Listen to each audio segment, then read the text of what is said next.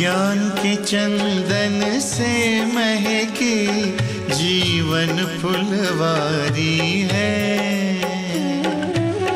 ज्ञान के चंदन से महके जीवन फुलवारी है। आपकी शिक्षाएं बाबा हमको लगती प्यारी है, लगती प्यारी है। ज्ञान के चंदन से महकी जीवन फुलवारी है। ज्ञान के चंदन से महकी जीवन फुलवारी है।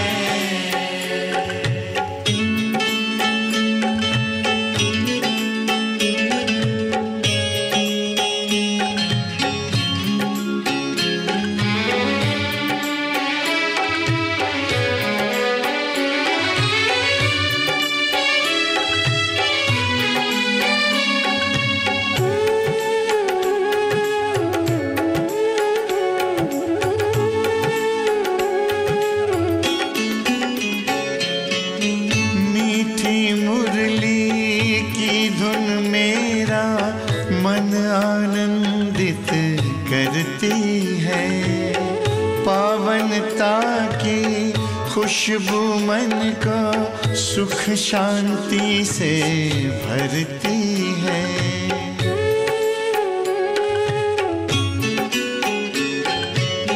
मीठी मुरली की धुन मेरा मन आनंदित करती है।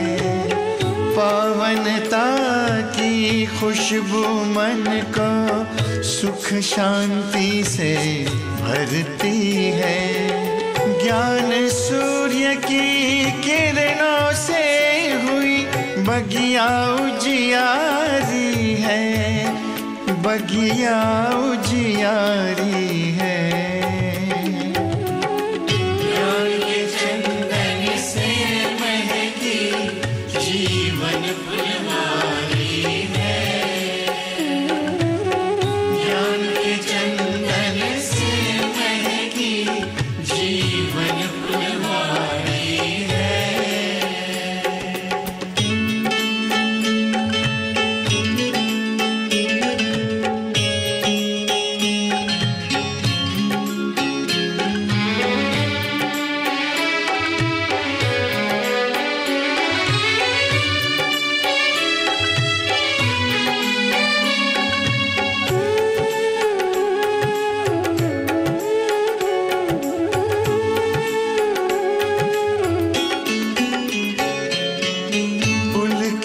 पुलकित हो गया दिल आपसे जब हम मिले। शीतल शीतल नयन हो गए, शांति के तब फूल खिले।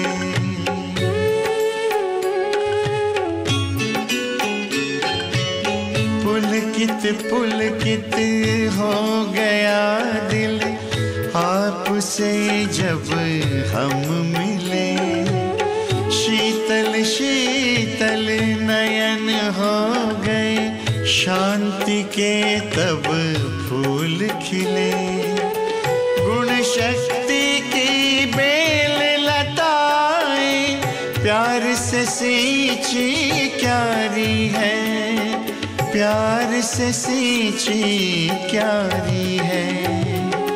ज्ञान के चंदन से महकी जीवन फुलवारी है। ज्ञान के चंदन से महकी जीवन फुलवारी है। ओम शांति। ईश्वरीय ज्ञान आत्मा को कनिष्ठ से उत्तम बनाता है, चढ़ती कला की ओर ले जाता है। ऐसी चढ़ती कला जिससे सबका भला हो जाता है। परंतु ज्ञान मार्ग में कभी चलती कला होती है, कभी चढ़ती कला होती है, कभी उड़ती कला होती है। तो स्पीड जो है ऊपर नीचे होती रहती है। वंडरफुल बात यह है कि ये स्पीड बाहर से दिखाई नहीं देती, पर अंदर से आत्मा समझती है कि मैं चल रही हूं, चढ़ रही हूं या उड़ रही हूं। जैसे बाबा कई बार कहते हैं कि चींटी मार्ग का पुरुषार्थ है या विहंग मार्ग का पुरुषार्थ है।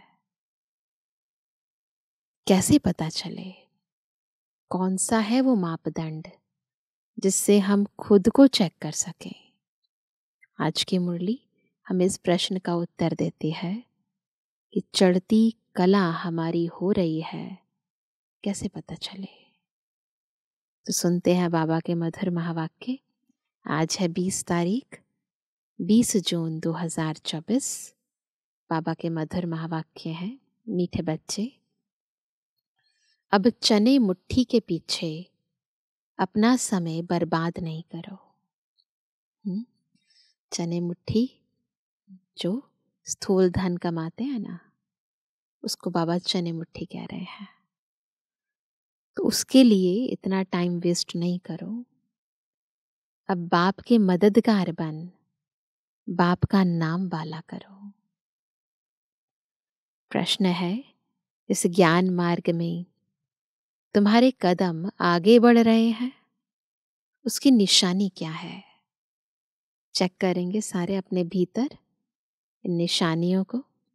उत्तर है, जिन बच्चों को शांति धाम और सुख धाम सदा याद रहता है, सदा, कभी कभी नहीं, सदा याद रहता है। याद के समय बुद्धि कहाँ पर भी भटकती नहीं है। नोट करें ना सभी क्या क्या निशानियां हैं। सदा शांति धाम सुख धाम याद रहता है। दूसरा, याद के समय बुद्धि कहीं भटकती नहीं है। बुद्धि में व्यर्थ के ख्यालात नहीं आते। बुद्धि एकाग्र है, झुटका नहीं खाते। खुशी का पारा चढ़ा हुआ है। तो इससे सिद्ध है कि कदम आगे बढ़ रहे हैं। तो चेक करते जाएं कितना, उतना ही बढ़ रहे हैं या स्लो हैं अभी बहुत ज्यादा। ओम शांति। बच्चे इतना समय यहाँ बैठे हैं, दिल में भी आता है कि जैसे कि हम जैसे शिवालय में बैठे हैं। बाबा के साथ मधुबन में बैठना बिल्कुल जैसे शिवालय में बैठे हैं, बाबा के घर में बैठे हैं। शिव बाबा भी याद आ जाता है, स्वर्ग भी याद आ जाता है। याद से ही सुख मिलता है। यह भी बुद्धि में याद रहे, हम शिवालय में बैठे हैं तो भी खुशी होगी। क्या याद रहे हम कहाँ बैठे हैं? बाबा के घर, तो भी बहुत खुशी होगी। जाना तो आखिरीन सभी को शिवालय में है, जाना है ना ऊपर। शांति धाम में कोई को बैठ नहीं जाना है। वास्तव में शांति धाम को भी शिवालय कहेंगे, सुख धाम को भी शिवालय कहेंगे। वहां भी हम बाबा के साथ बैठते हैं, बाबा का घर है, हमारा घर है। सुख धाम भी बाबा ने स्थापन किया है, तो वो भी तो शिवालय है ना। दोनों स्थापन करते हैं। तो बाबा कहते हैं तुम बच्चों को याद भी दोनों को करना है। वह शिवालय है शांति के लिए और वह शिवालय है सुख के लिए। देखो क्या वंडरफुल बाबा ने हमारे स्थान बनाए हैं। यह है दुख धाम। अभी तुम संगम पर बैठे हो। शांति धाम और सुख धाम के सिवाय और किसकी भी याद नहीं होनी चाहिए, और मतलब दुख धाम की याद नहीं होनी चाहिए। भल कहाँ भी बैठे हो, कहाँ भी दुनिया में स्थूल रूप से कहाँ भी बैठे हो, धंधे आदि में बैठे हो, तो भी बुद्धि में दोनों शिवालय याद आने चाहिए। दुख धाम भूल जाना है।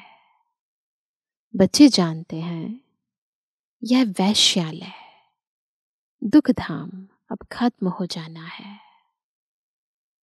यहाँ बैठे तुम बच्चों को झुटका आदि भी नहीं आना चाहिए।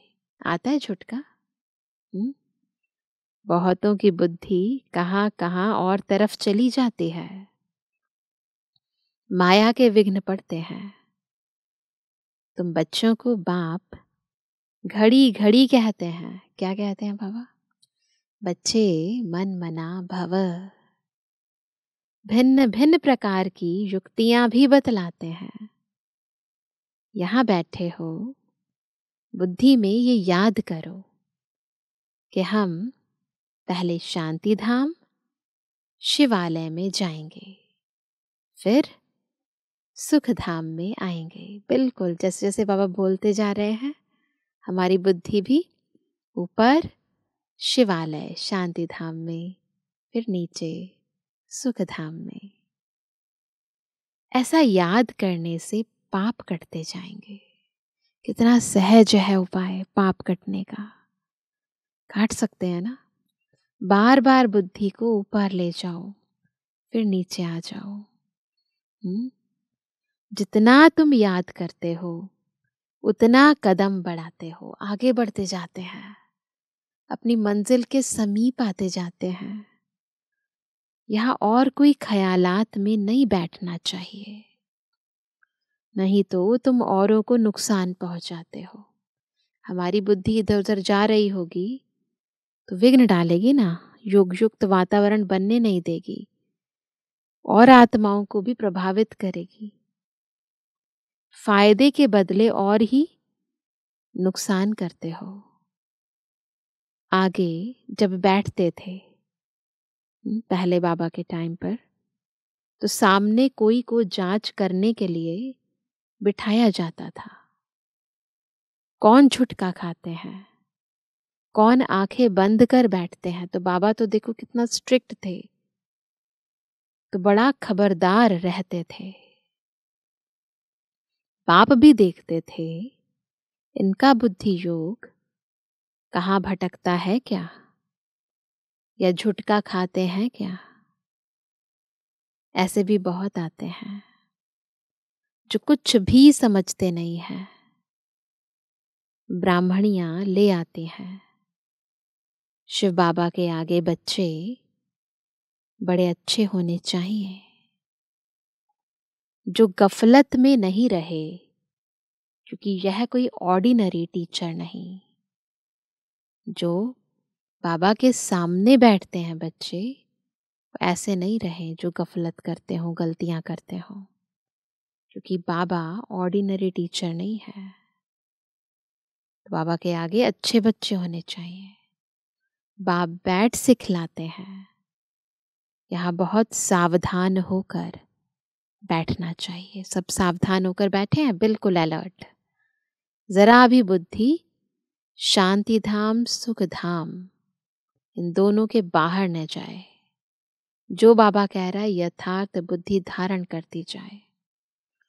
बाबा 15 मिनट शांति में बिठाते हैं, तुम तो घंटा 2 घंटा बैठते हो।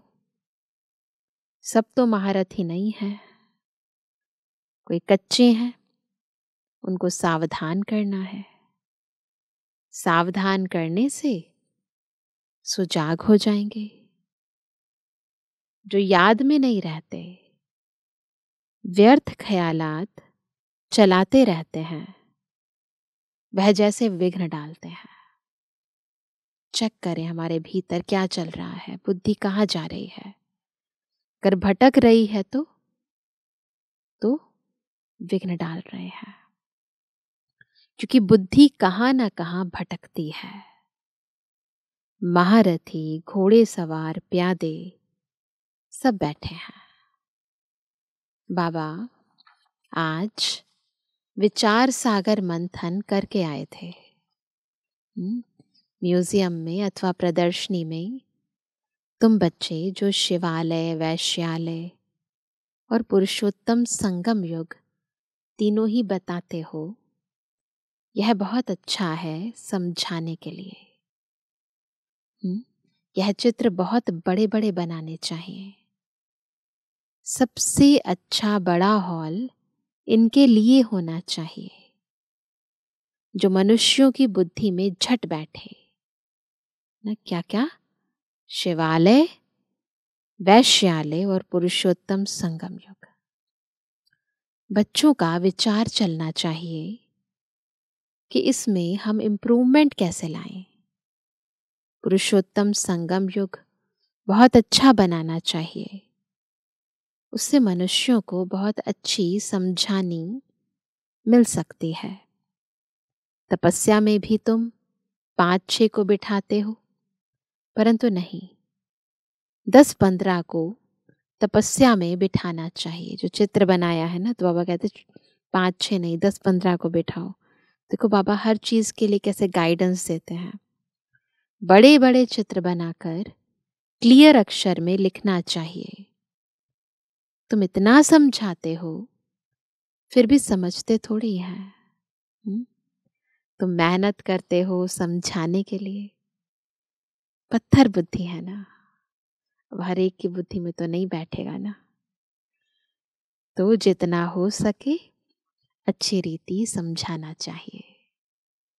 जो सर्विस में रहते हैं उन्हों को सर्विस बढ़ाने का ख्याल करना है। प्रोजेक्टर प्रदर्शनी में इतना मजा नहीं है जितना म्यूजियम में है। प्रोजेक्टर से तो कुछ भी समझते नहीं। सबसे अच्छा है म्यूजियम, भल छोटा हो। एक कमरे में तो यह शिवालय, वैश्यालय और पुरुषोत्तम संगम युग का सीन हो। समझाने में बड़ा विशाल बुद्धि चाहिए। बेहद का बाप, बेहद का टीचर आए हैं। देखो कितना अच्छा टीचर है हमारा। एक एक बात को कैसे सबको समझाना है, कौन सी चीज ज्यादा अच्छी है, सब बातें गहराई से बताते हैं। तो बेहद का बाप, बेहद का टीचर आए हैं, तो बैठ थोड़ी जाएंगे कि बच्चे MA BA पास कर ले। बाप बैठा थोड़ी रहेगा, थोड़े टाइम में चला जाएगा। बाकी थोड़ा समय है तो भी जागते नहीं।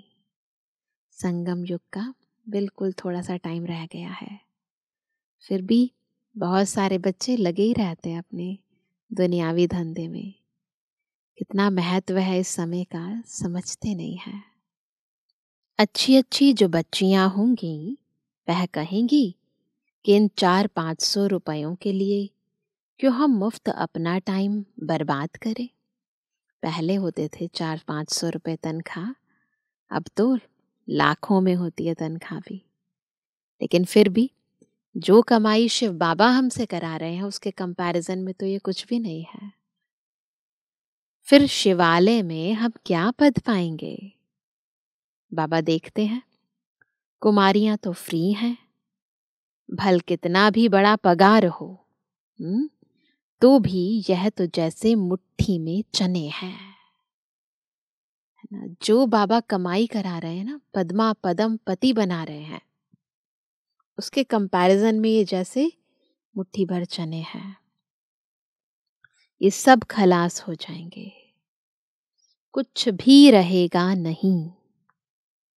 बाप चने मुट्ठी अब छुड़ाने आए हैं, पकड़े रखते हैं चने मुट्ठी को, है ना। बाबा इन्हें छुड़ाने आए हैं, परंतु छोड़ते ही नहीं है, कस के पकड़ा हुआ है। उसमें है चने मुट्ठी, इसमें है विश्व की बादशाही। तो क्या लेंगे, चने मुट्ठी या विश्व की बादशाही? पलड़े में एक तरफ चने मुट्ठी पड़े हैं, दूसरी तरफ विश्व की बादशाही। क्या लेंगे? हाँ, वह तो पाई पैसे के चने हैं, उनके पिछाड़ी कितना हैरान होते हैं ना, कितना माथा खराब करते हैं, कितना टाइम लगाते हैं। कुमारियां तो फ्री हैं, वह पढ़ाई तो पाई पैसे की है। उनको छोड़ यह नॉलेज पढ़ते रहें तो दिमाग भी खुले। ऐसी छोटी छोटी बच्चियां बड़ों बड़ों को बैठ नॉलेज दे। बाप आए हैं शिवालय स्थापन करने। यह तो जानते हैं कि यहाँ का सब कुछ मिट्टी में मिल जाना है। यह चने भी नसीब में नहीं आएंगे। किसकी मुट्ठी में 5 चने अर्थात 5 लाख होंगे, वह भी खत्म हो जाएंगे। जितना भी है, जो कुछ भी है इस दुनिया का, वो सब खत्म हो जाएगा। अभी टाइम बहुत थोड़ा है। दिन प्रतिदिन हालत खराब होती जाती है। अचानक आफतें आ जाती हैं। मौत भी अचानक होते रहते हैं। मुट्ठी में चने होते ही प्राण निकल जाते हैं। पैसा आया और प्राण निकल गए, फिर क्या करेंगे उसका? तो मनुष्यों को इस बंदरपने से छुड़ाना है ना। ये जो बंदरपना है ना, मुट्ठी पकड़ के बैठे हैं चने मुट्ठी के अंदर, ये बंदरपना है। काम क्रोध लोभ मोह अहंकार है, जिसके कारण इस दुनिया में आकर्षित हो जाते हैं। वो चीजें ज्यादा प्रभावित करने लग जाती हैं। सिर्फ म्यूजियम देख खुश नहीं होना है, कमाल कर दिखाना है। मनुष्यों को सुधारना है। बाप तुम बच्चों को विश्व की बादशाही दे रहे हैं। बाकी तो भूगरा यानी चना भी किसको नसीब में नहीं आएगा, सब खत्म हो जाएंगे। इससे तो क्यों ना बाप से बादशाही ले लो। पहले से ही बाबा बता रहे हैं क्या होने वाला है, फिर समझ जाओ किसमें फायदा है किसमें नुकसान है, क्या रहेगा क्या खत्म हो जाएगा। कोई तकलीफ की बात नहीं, सिर्फ बाप को याद करना है और स्वदर्शन चक्र फिराना है। भूगरों से यानी चनों से मुट्ठी खाली कर, जो बुद्धि में पैसे कमाने की लगी हुई है ना, इससे खाली करो बुद्धि को। हीरे जवाहरों से मुट्ठी भर कर जाना है। तो बुद्धि में क्या भरने हैं? हीरे जवाहर। कौन से? अविनाशी। बाप समझाते हैं, मीठे बच्चे, इन चने मुट्ठी के पिछाड़ी तुम अपना समय क्यों बर्बाद करते हो? हाँ, कोई बुजुर्ग है, बाल बच्चे बहुत हैं, तो उनको संभालना होता है। कुमारियों के लिए तो बहुत सहज है, कोई रिस्पॉन्सिबिलिटी नहीं है। कोई भी आए तो उनको समझाओ कि बाप हमको यह बादशाही देते हैं, तो बादशाही लेनी चाहिए ना। अभी तुम्हारी मुट्ठी, कौन सी मुट्ठी? बुद्धि रूपी मुट्ठी ना, हीरों से भर रही है। बाकी और तो सब विनाश हो जाएंगे। बाप समझाते हैं, तुमने 63 जन्म पाप किए हैं, बहुत पाप किए हैं, यही कमाइयां करी है ना हमने इतने जन्मों में। अब अविनाशी कमाई करने का टाइम आया है।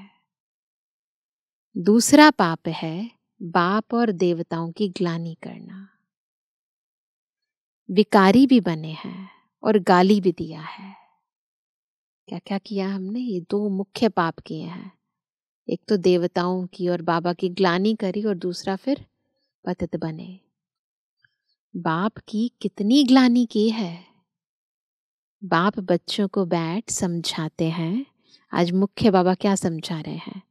बच्चे, टाइम नहीं गंवाना चाहिए। ऐसे नहीं, बाबा हम याद नहीं कर सकते। बोलो, बाबा हम अपने को आत्मा याद नहीं कर सकते, अपने को भूल जाते हैं। देह अभिमान में आना गोया अपने को भूलना। खुद को भूल जाते हो तो अपने पिता को भी भूल जाते हो। अपने को आत्मा याद नहीं कर सकते तो बाप को फिर कैसे याद करेंगे। देह याद रहती है तो देह के संबंध याद रहते हैं ऑटोमेटिकली। आत्मा याद आएगी तो आत्मा का पिता याद आएगा ना। तो खुद को ही भूल जाते हैं। बहुत बड़ी मंजिल है, सहज भी बहुत है, मंजिल बड़ी भी है और इजी भी है। बाकी हाँ, माया का ऑपोजिशन होता है। मनुष्य गीता आदि भल पढ़ते हैं परंतु अर्थ कुछ भी नहीं समझते। भारत की है ही मुख्य गीता। हर एक धर्म का अपना अपना एक शास्त्र है। जो धर्म स्थापन करने वाले हैं उनको सतगुरु नहीं कह सकते। यह बड़ी भूल है। सदगति नहीं दे सकते ना वो हमें, इसलिए उन्हें सतगुरु नहीं कह सकते। सतगुरु तो एक ही है, बाकी गुरु कहलाने वाले तो ढेर है। कहलाने वाले हैं केवल, प्रैक्टिकल में किसी को मुक्ति जीवन मुक्ति देते नहीं हैं। कोई ने कारपेंटर का काम सिखाया, इंजीनियर का काम सिखाया, तो वह भी गुरु हो गया। हर एक सिखलाने वाला गुरु होता है। सतगुरु एक ही है। अब तुमको सतगुरु मिला है। वह सत्य बाप भी है तो सत्य टीचर भी है। इसलिए बच्चों को जास्ती गफलत नहीं करनी चाहिए। इतना बड़ा टीचर, इतना बड़ा सत्य गुरु मिला है तो इतनी ज्यादा गलतियां नहीं करनी चाहिए। यहाँ से अच्छी रीति रिफ्रेश होकर जाते हैं मधुबन से, फिर घर जाने से यहाँ का सब भूल जाते हैं। गर्भ जेल में बहुत सजाएं मिलती हैं, वहां तो गर्भ महल होता है। सतयुग में विकर्म कोई होता नहीं जो सजा खानी पड़े। यहाँ तुम बच्चे समझते हो हम बाप से सम्मुख पढ़ रहे हैं। मधुबन में फीलिंग आती है बाबा के सामने है। बाहर अपने घर में तो ऐसे नहीं कहेंगे, वहां समझेंगे भाई पढ़ाते हैं। यहाँ तो डायरेक्ट बाप के पास आए हैं। बाप बच्चों को अच्छी रीति समझाते हैं। बाप की और बच्चों की समझाने में फर्क हो जाता है। बाप बैठ बच्चों को सावधान करते हैं। बच्चे बच्चे कह समझाते हैं। तुम शिवालय और वैश्यालय को समझते हो। बेहद की बात है। ये कोई हद का शिवालय वैश्यालय नहीं है, ये बेहद की बात है। यह क्लियर कर दिखाओ तो मनुष्यों को कुछ मजा आए। जो वो बता रहे थे ना कि म्यूजियम में ऐसे ऐसे समझाओ, वहां तो ऐसे ही हंसी कोड़ी में समझाते हो। सीरियस हो समझाओ तो अच्छी रीति समझें। रहम करो अपने पर। क्या इस वैश्यालय में ही रहना है तो खुद पर रहम करो। बाबा के ख्यालात तो चलते हैं ना, कैसे कैसे समझाएं। बच्चे कितनी मेहनत करते हैं, फिर भी जैसे डिब्बी में ठिकरी, यानी कुछ नहीं समझे। हाँ हाँ करते जाते, बहुत अच्छा है। गांव में समझाना चाहिए। खुद नहीं समझते साहूकार पैसे वाले लोग तो समझेंगे भी नहीं, हाँ हाँ करते हैं, अच्छा अच्छा करते हैं, ये भी कहते हैं गांव में समझाओ, लेकिन खुद नहीं समझते, बिल्कुल अटेंशन ही नहीं देंगे। बुद्धि में जब धन की चिंता रहेगी ना, कमाई की चिंता रहेगी, ये कमाना है वो कमाना है, तो फिर ईश्वरीय ज्ञान थोड़ी ना ठहरेगा। तो बाबा कहते हैं बिल्कुल अटेंशन नहीं देंगे, वह पिछाड़ी में आएंगे, फिर तो टू लेट हो जाएंगे, ना उनका धन काम में आएगा, ना योग में रह सकेंगे। बाकी हाँ सुनेंगे तो प्रजा में आएंगे। गरीब बहुत ऊंच पद पा सकते हैं। तुम कन्याओं के पास क्या है? कन्या को गरीब कहा जाता है क्योंकि बाप का वर्षा तो बच्चे को मिलता है। बाबा के टाइम की बात है, अब तो बच्चियों को भी मिलता है। बाकी कन्या दान दिया जाता है तब विकार में जाते हैं, कहेंगे शादी करो तो पैसा देंगे ना, तो कन्यादान मिलेगा। पवित्र रहना है तो एक पाई भी नहीं देंगे, ऐसे है। मनोवृत्ति देखो कैसी है। तुम कोई से भी डरो मत, खुली रीति समझाना चाहिए, फुर्त होना चाहिए। तुम तो बिल्कुल सच कहते हो। यह है संगम युग। उस तरफ है संगम युग के एक तरफ क्या है? चने मुट्ठी,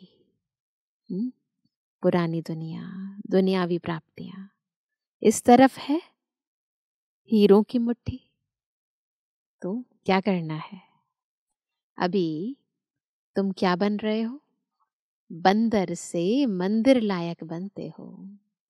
जिनके हाथ में चने मुट्ठी है वो बंदर, जिनकी हीरो की मुट्ठी है वो है मंदिर लायक।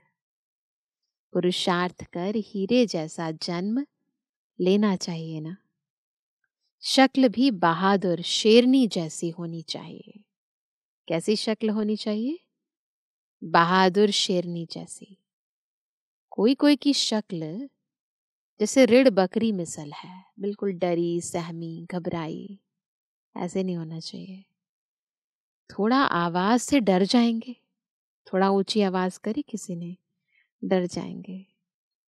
तो बाप सभी बच्चों को खबरदार करते हैं, कन्याओं को तो फंसना नहीं चाहिए, और ही बंधन में फंसेंगे तो फिर विकार के लिए डंडे खाएंगे। ज्ञान अच्छी रीति धारण करेंगी तो विश्व की महारानी बनेंगी। तो क्या करना है? डंडे खाने हैं या महारानी बनना है? बाप कहते हैं मैं तुमको विश्व की बादशाही देने आया हूं, परंतु किसी किसी के नसीब में नहीं है। बाप है ही गरीब निवास। गरीब हैं कन्याएं।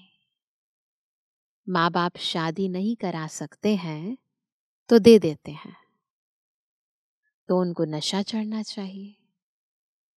हम अच्छी रीति पढ़कर पद तो अच्छा पाएं। अच्छे स्टूडेंट जो होते हैं वह पढ़ाई पर ध्यान देते हैं। हम पास विद ऑनर हो जाएं, उनको ही फिर स्कॉलरशिप मिलती है। जितना पुरुषार्थ करेंगे, जितना पुरुषार्थ करेंगे उतना ऊंच पद पाएंगे। वह भी 21 जन्म लिए। यहां है अल्पकाल का सुख। आज कुछ मर्तबा, कल मौत आ गया, खलास। योगी और भोगी में फर्क है ना। तो बाप कहते हैं गरीबों पर ज्यादा अटेंशन दो। साहूकार मुश्किल उठाएंगे। सिर्फ कहते बहुत अच्छा है, यह संस्था बहुत अच्छी है, बहुतों का कल्याण करेगी, अपना कुछ भी कल्याण नहीं करते। बहुत अच्छा कहा, बाहर गए, खलास। माया डंडा उठाकर बैठी है, जो हौसला ही गुम कर देती है। एक ही थप्पड़ लगाने से अक्ल चट कर देती है, इतनी ताकतवर है माया। बाप समझाते हैं, भारत का हाल देखो क्या हो गया है। बच्चों ने ड्रामा को तो अच्छी रीति समझा है। अच्छा, मीठे मीठे सर से ए बुला गया का ये बच्चों पर माता पिता बाप दादा का याद था। Good morning. रूहानी बच्चों की, रूहानी बाप दादा को गुड मॉर्निंग, नमस्ते नमस्ते नमस्ते। धारणा के लिए मुख्य सार है, पहला, चने मुट्ठी छोड़ बाप से विश्व की बादशाही लेने का पूरा पुरुषार्थ करना है। किसी भी बात में डरना नहीं है। निडर बन बंधनों से मुक्त होना है। अपना समय सच्ची कमाई में सफल करना है। दूसरा, इस दुख धाम को भूल शिवालय अर्थात शांति धाम, सुख धाम को याद करना है। माया के विघ्नों को जान उनसे सावधान रहना है।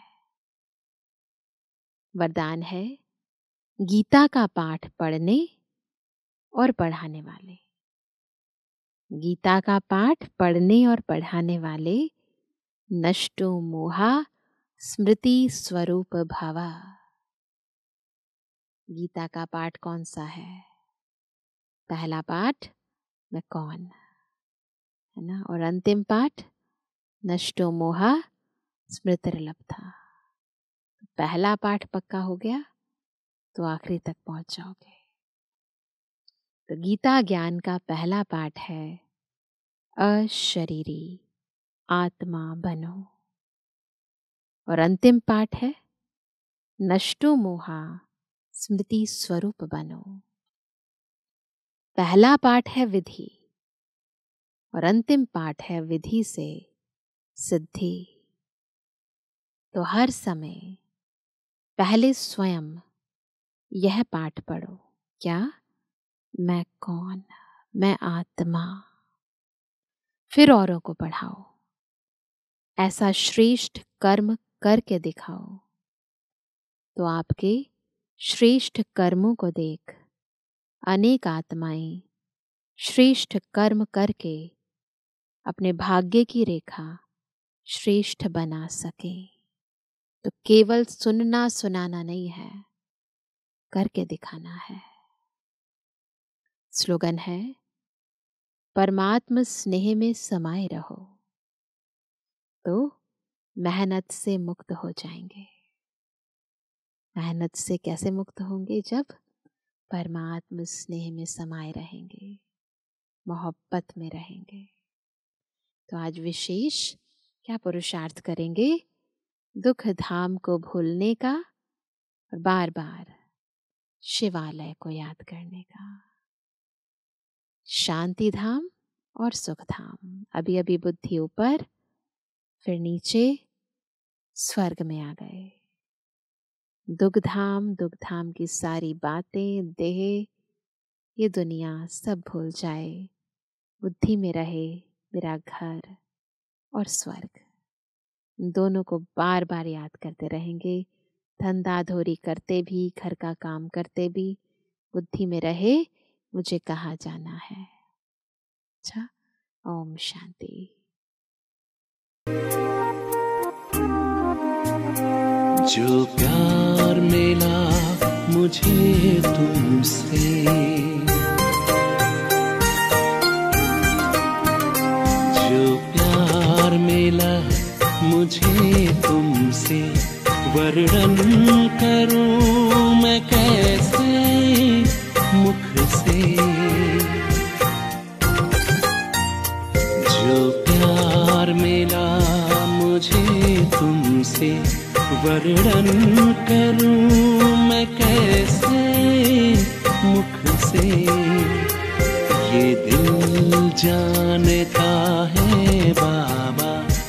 दिखता है जो नैनों के नूर से, जो प्यार मिला मुझे तुमसे।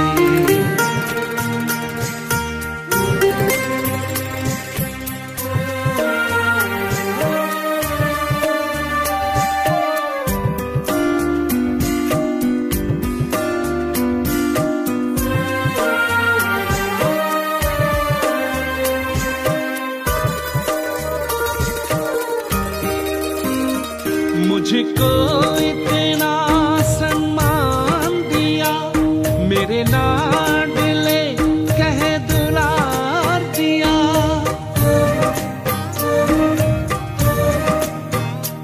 मुझको इतना सम्मान दिया, मेरे लाडले कह दुलार दिया। मेरे इन भूलों को माफ किया और दिव्य गुणों से श्रृंगार किया। सांसों में समाए हो बाबा, भूल सकते नहीं तुम्हें भूल से। जो प्यार मिला मुझे तुमसे।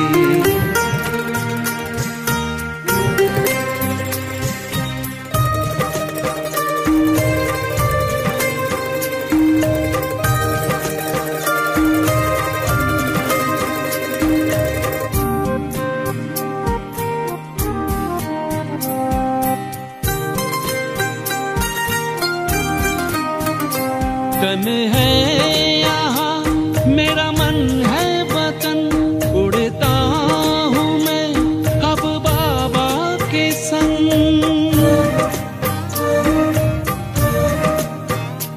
तन है यहाँ मेरा मन है वतन, उड़ता हूँ मैं अब बाबा के संग।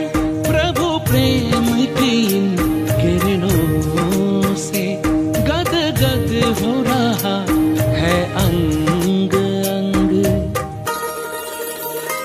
अब पैर जमीन पे नहीं रहते, जब छूटा माया के चंगुल से।